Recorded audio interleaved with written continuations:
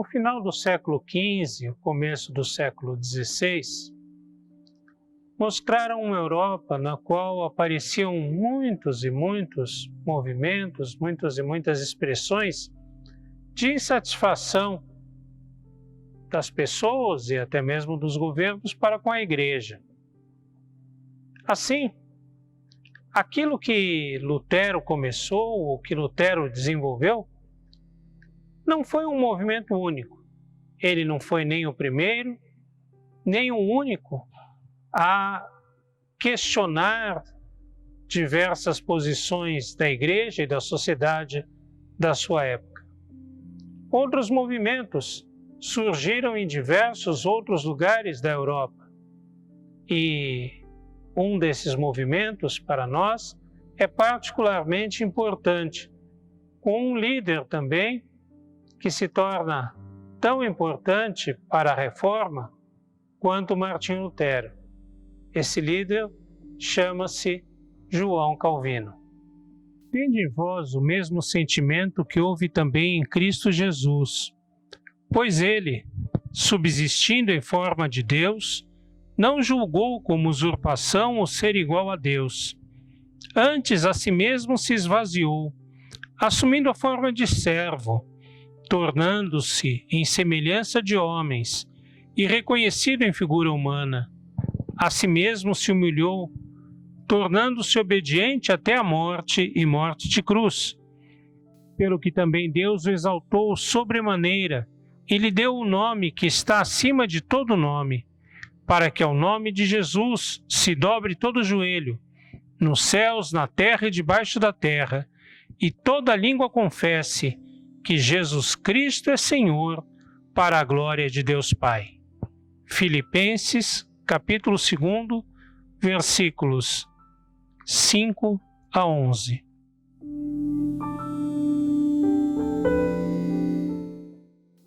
João Calvino nasceu em 1509, numa pequena cidade ao norte da França. Ele perdeu a mãe logo cedo, quando criança. Sua mãe faleceu, ele tinha apenas 6 anos de idade. Seu pai era um alto funcionário do bispado, ligado ao bispo da cidade. E essa posição do pai valeu a João Calvino uma série de benefícios, uma série de possibilidades, principalmente no que se refere aos seus estudos. Ainda muito jovem, entre 12 e 14 anos, ele vai para Paris para estudar nos melhores colégios, nas melhores escolas. Lá ele vai para a universidade e ele sempre quis estudar teologia, queria ser padre, mas seu pai o encaminhou para a área do direito. Achava que no direito, na área legal, ele teria mais possibilidade de sucesso e de enriquecimento.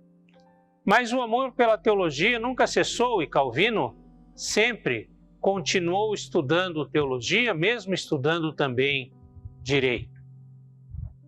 A gente não sabe muito bem quando Calvino se converte ou as circunstâncias da conversão de Calvino.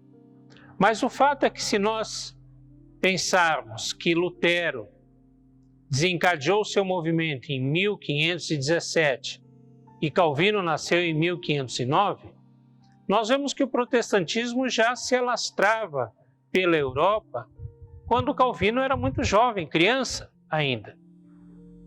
Ele tem contato com as ideias protestantes e ele se interessa por isso. Ele não fala muito de uma experiência de conversão. Aliás, ele não fala sobre isso, mas ele fala que se dedicou profundamente aos estudos dos escritos vindos do mundo protestante, vindo dos autores que tinham a sua ligação ao movimento de Lutero ou a outros movimentos de contestação da Igreja. Calvino se interessa e se embrenha pelo estudo desses escritos.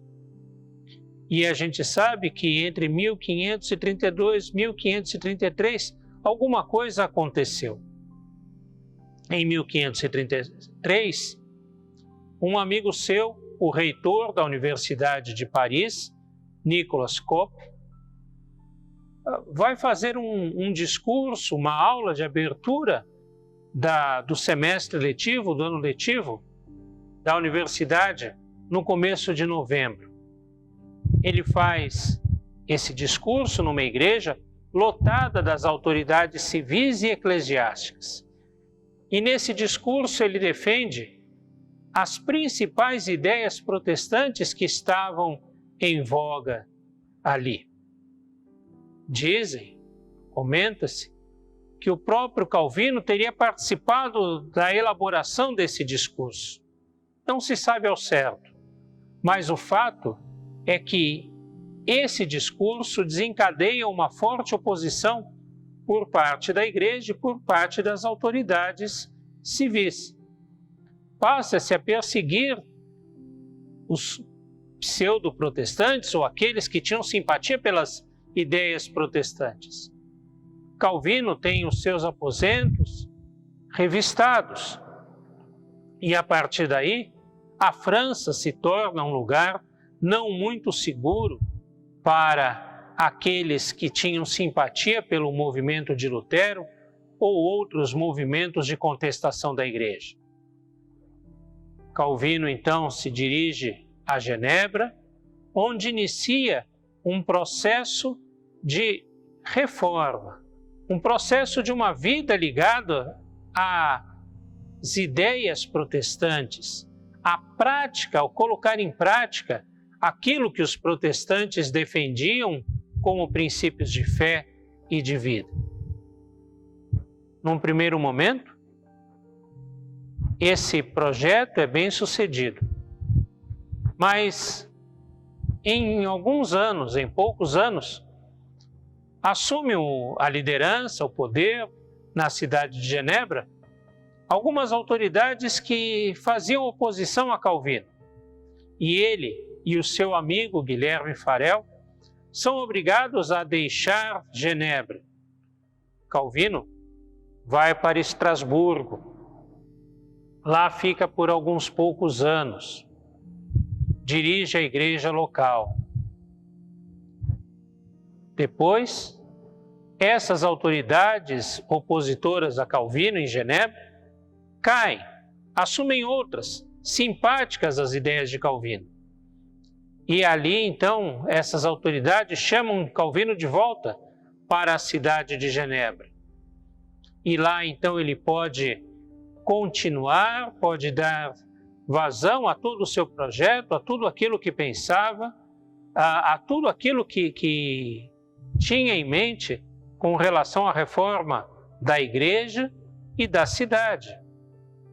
Coloca em prática tudo aquilo que ele pensava como forma de vida realmente cristã, como forma de vida realmente ligada à palavra de Deus e aos princípios que ele entendia serem os corretos do cristianismo. Em Estrasburgo, ele se casa com uma viúva que leva para Genebra, que vai ser a sua esposa em Genebra. Lá ele permanece até o final da vida. Calvino morre, para os nossos padrões atuais, relativamente jovem, com apenas 55 anos. O final da sua vida é muito difícil, cercado de muitas doenças. Doenças nos pulmões, nos rins, mas mesmo assim, ele permanece firme no seu ministério e conta-se que algumas vezes precisou ser levado ao púlpito, carregado por outras pessoas, para que de lá pregasse a palavra de Deus. Calvino nunca foi padre, nunca foi ordenado padre, pelo menos não na Igreja Católica. E assume o ministério em Genebra sem ser reconhecido pela Igreja Romana como um de seus sacerdotes. Calvino não era em si um teólogo, dizem alguns, ou pelo menos não somente um teólogo. ele era mais do que um teólogo, porque ele pensava a vida cristã não somente em termos da vida de fé, da vida eclesiástica, mas ele era um humanista, em que pensava o cristianismo vivido nas diversas áreas da vida pessoal, social, política e econômica. E isso de uma forma avançada para o tempo, uma forma totalmente nova para o seu tempo.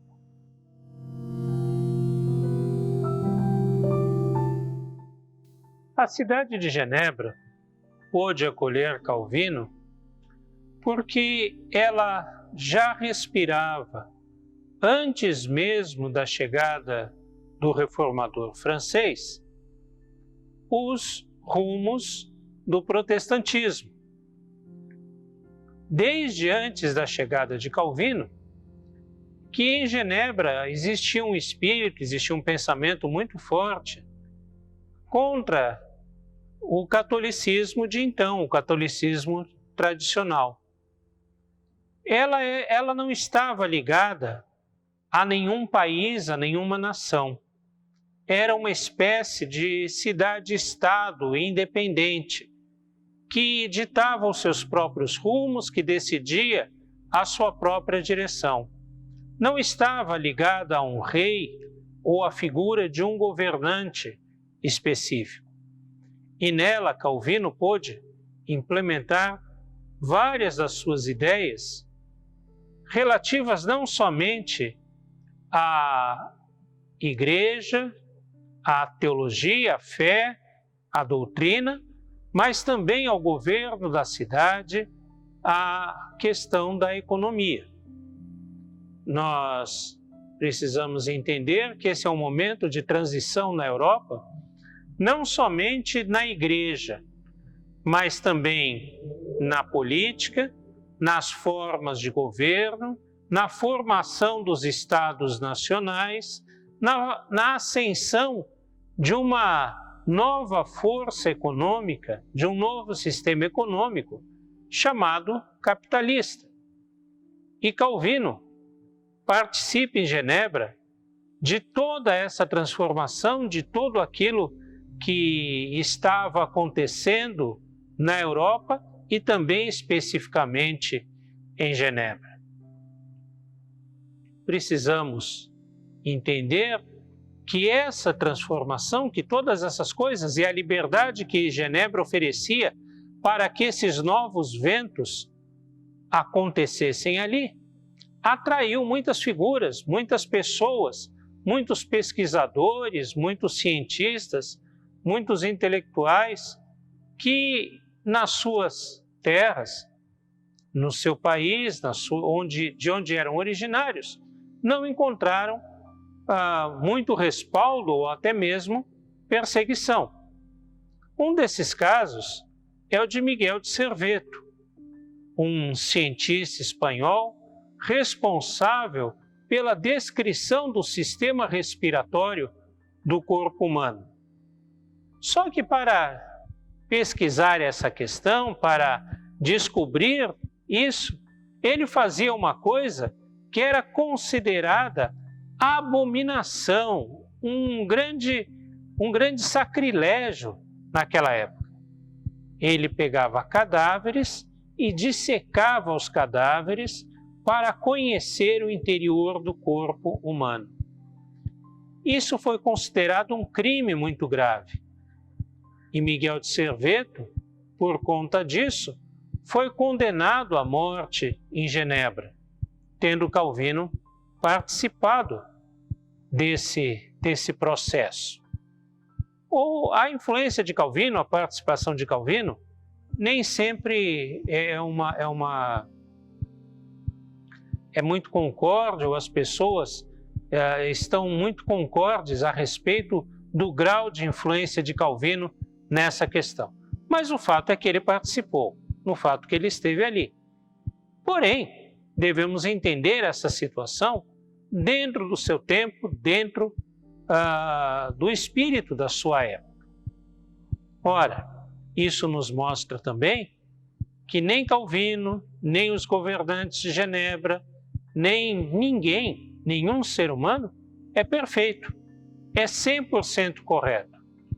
E se hoje admiramos a teologia e os ensinos de João Calvino, não devemos deixar de ser críticos com relação aos erros que ele, porventura, tenha cometido, tanto na igreja quanto na vida social e econômica, daquilo que ele liderou em Genebra, de acordo com a sua participação.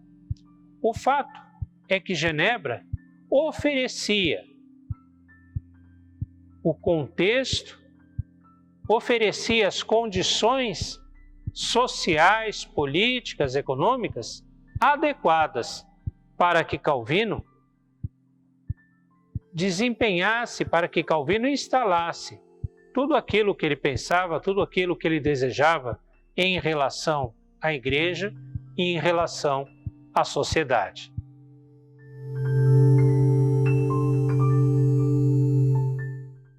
No pensamento de João Calvino, alguns pontos particulares são extremamente importantes. O primeiro, mais importante ponto no pensamento, na doutrina calvinista, é a questão da soberania de Deus. Deus é totalmente soberano. Ele governa tudo, governa todos, governa todo o universo, toda a história. Temos que lembrar que no tempo de João Calvino, a Europa passava por um momento político muito importante, de grande transformação. Era um momento de formação dos estados nacionais, em que os nobres, que antes detinham o poder, cada um no seu feudo, iam perdendo o poder e esse ia sendo transferido para o rei, que era a figura central de cada nação. Então, as nações iam se formando em torno do poder de monarcas, de imperadores, de reis, que se denominavam soberanos. Calvino diz que soberano é Deus. Ele não nega o poder dos reis nas suas nações, nos seus países, mas esse poder é temporário e é restrito apenas àquela porção geográfica, àquele local. Deus, ao contrário, governa tudo, governa todos durante todo o tempo. Governa todo o universo. Deus, sim, é totalmente soberano. E ele age segundo os seus desígnios, segundo aquilo que é a sua vontade, segundo os seus propósitos. Outro ponto central no pensamento de Calvino é o lugar das Escrituras, é o lugar da Bíblia. Para ele, a Bíblia manifesta a palavra de Deus em que traz ao ser humano tudo o que ele necessita para que possa ser salvo e para que possa viver em comunhão com Deus e com os seus irmãos. Calvino tinha uma grande preocupação com a Bíblia. Ele se reunia regularmente com os outros pastores de Genebra para estudar as Escrituras Sagradas. Dizia que elas precisavam ser estudadas dentro do seu contexto histórico, geográfico, social, e desenvolveu estudos muito profundos a respeito das Escrituras. O próprio Calvino escreveu comentários a quase todos os livros da Bíblia. E ela era central no pensamento dele. Para ele, a pregação tinha que ser bíblica. A pregação tinha que ser exposição das Sagradas Escrituras. E isso demonstra o respeito, o cuidado, a importância que Calvino dá às Escrituras Sagradas.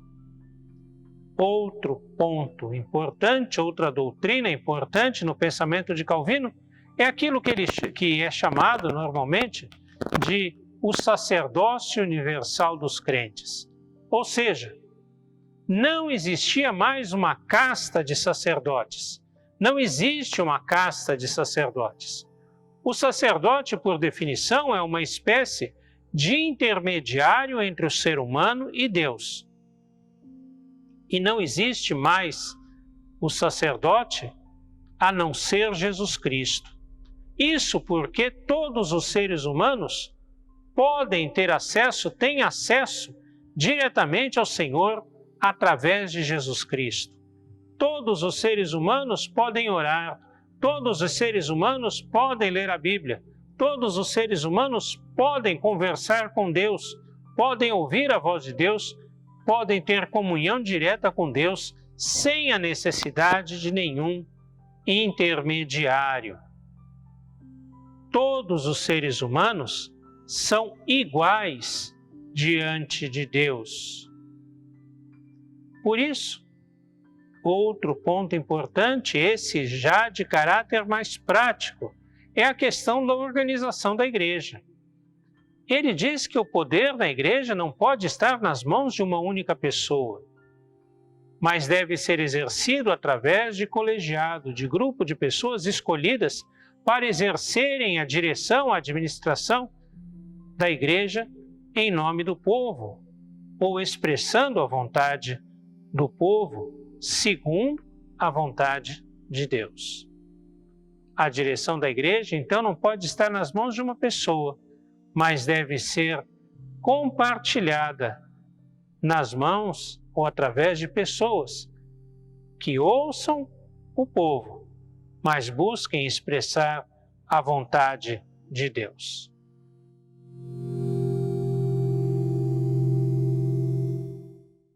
O movimento de João Calvino tinha algumas diferenças com relação ao de Lutero.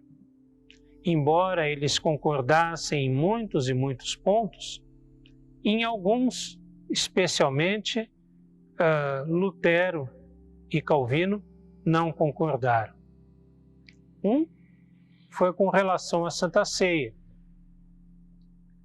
Outro foi que Lutero achava que era necessário somente reformar a igreja. Era somente necessário mudar algumas coisas da igreja e não fundar uma nova igreja, começar uma nova igreja. João Calvino não. João Calvino acreditava que a igreja estava tão desviada do seu eixo principal que era necessário começar tudo de novo a partir de uma nova igreja, de uma nova proposta. Outro ponto também muito importante que diferenciava Lutero de Calvino é que Lutero pensava na igreja, na doutrina, na fé. Calvino pensava na doutrina, na fé, na vida da igreja, mas entendia que essas coisas não eram suficientes. O reino de Deus havia de se expandir por todas as áreas, por todos os domínios da sociedade. Assim, a fé deveria dominar todas as dimensões da vida, inclusive a vida social, a vida econômica, a vida política, a vida em todas as suas esferas, em todas as suas abrangências. Calvino propõe um cristianismo que não fica restrito à igreja, mas um cristianismo que é para o mundo como um todo, em todas as suas áreas, em todas as suas dimensões. Afinal, para Calvino, Jesus Cristo é Senhor, Deus é soberano de todas as dimensões da existência humana.